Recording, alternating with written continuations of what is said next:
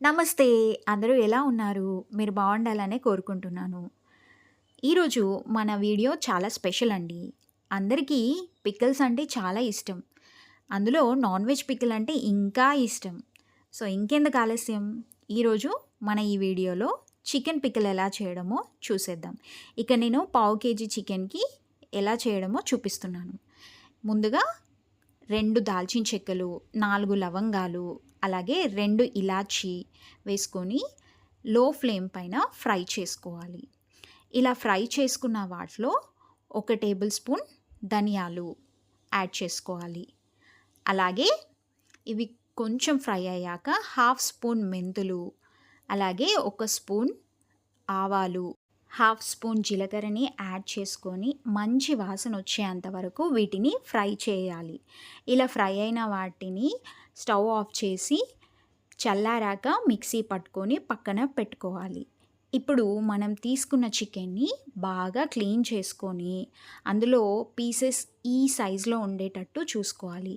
ఇక్కడ నేను బోన్లెస్ చికెన్ని యూస్ చేస్తున్నాను. ఇందులో ఇప్పుడు హాఫ్ స్పూన్ పసుపు, హాఫ్ స్పూన్ ఉప్పు, అలాగే హాఫ్ స్పూన్ ఆయిల్‌ని యాడ్ చేసుకొని ముక్కలకి బాగా పట్టే విధంగా కలుపుకోవాలి. ఇలా ఆయిల్ వేయడం వల్ల మనం ఉడికించేటప్పుడు గిన్నెకి అతుక్కోకుండా ఉంటుందండి. ఇప్పుడు మీడియం ఫ్లేమ్ పైన దీన్ని మూత పెట్టి ఉడికించుకోవాలి. ఇలా ఉడికించేటప్పుడు మధ్య మధ్యలో మనం మూత తీస్తూ చెక్ చేసుకుంటూ కలుపుతూ ఉండాలి. ఇలా కలపడం వల్ల అతుక్కోకుండా ఉంటాయి ముక్కలు. ఇలా ఉడికించేటప్పుడు వాటర్ అనేది రిలీజ్ అయ్యాక కాసేపటికి ఇలా వాటర్ అనేది ఎవాపరేట్ అయిపోతాయి. ఇలా ఎవాపరేట్ అయిపోయిన దాన్ని స్టవ్ ఆఫ్ చేసి పక్కన పెట్టేసి వేరే బాండీ పెట్టేసి ఇందులో 1 కప్ దాకా నేను పల్లీల నూనె తీసుకున్నాను. మీరు కావాలంటే నువ్వుల నూనెను కూడా వాడొచ్చు. ఇలా ఆయిల్ హీట్ అయ్యాక మనం ఉడికించుకున్న చికెన్ పీసెస్‌ని ఇందులో యాడ్ చేసుకొని మంచి కలర్ వచ్చేంత వరకు వీటిని డీప్ ఫ్రై చేసుకోవాలి. ఇలా డీప్ ఫ్రై చేయడం వల్ల మన చికెన్‌లో ఉండే పచ్చిదనం అంతా ఎవాపరేట్ అయిపోతుంది. సో దట్ మనకి పచ్చడి అనేది ఎక్కువ రోజులు నిల్వ ఉంటుందండి. సో మంచిగా కలర్ వచ్చేంత వరకు అటు ఇటు తిప్పుతూ మనం ఈ ముక్కల్ని ఫ్రై చేసుకోవాలి.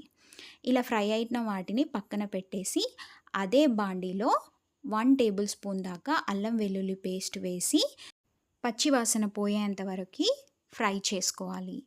ఇలా ఫ్రై చేయడం వల్ల మన పికిల్‌కి మంచి టేస్ట్ ఉంటుందండి. అలాగే ఇప్పుడు పక్కన పెట్టుకున్న చికెన్ పీసెస్‌ని కూడా ఇందులో యాడ్ చేసుకొని బాగా మిక్స్ చేసుకోవాలి. ఇలా మిక్స్ చేయడం వల్ల అల్లం వెల్లుల్లి ఫ్లేవర్ అనేది ఈ పీసెస్‌కి మంచిగా పడుతుంది. ఇలా 2 మినిట్స్ ఫ్రై అయ్యాక స్టవ్ ఆఫ్ చేసుకొని ఇప్పుడు కాస్త చల్లారాక ముందుగా మనం ప్రిపేర్ చేసుకున్న మసాలా పౌడర్‌ని కూడా యాడ్ చేసుకోవాలి. ఇందులోనే 1 టేబుల్ స్పూన్ కారంని కూడా యాడ్ చేసుకోవాలి. అలాగే హాఫ్ టేబుల్ స్పూన్ సాల్ట్‌ని కూడా యాడ్ చేసుకోవాలి. యాడ్ చేసుకున్న వాటన్నిటిని మంచిగా కలిసే విధంగా కలుపుకోవాలి.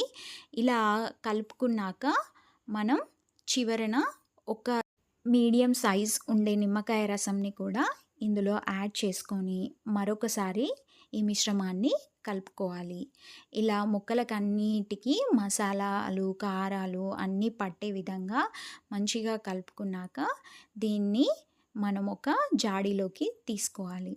లేదా మీరు ఎయిర్ టైట్ కంటైనర్ గ్లాస్ జార్‌లో కూడా వేసుకోవచ్చు. చూడండి ఈ పీసెస్ చూస్తూ ఉంటేనే ఎంతో టెంప్టింగ్‌గా నోరూరిస్తున్నాయి కదా!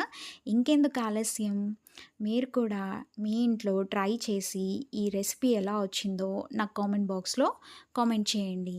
ఇలాంటి మరిన్ని వీడియోస్ కోసం తప్పకుండా నా ఛానల్‌ని వాచ్ చేయండి. Thank you for watching.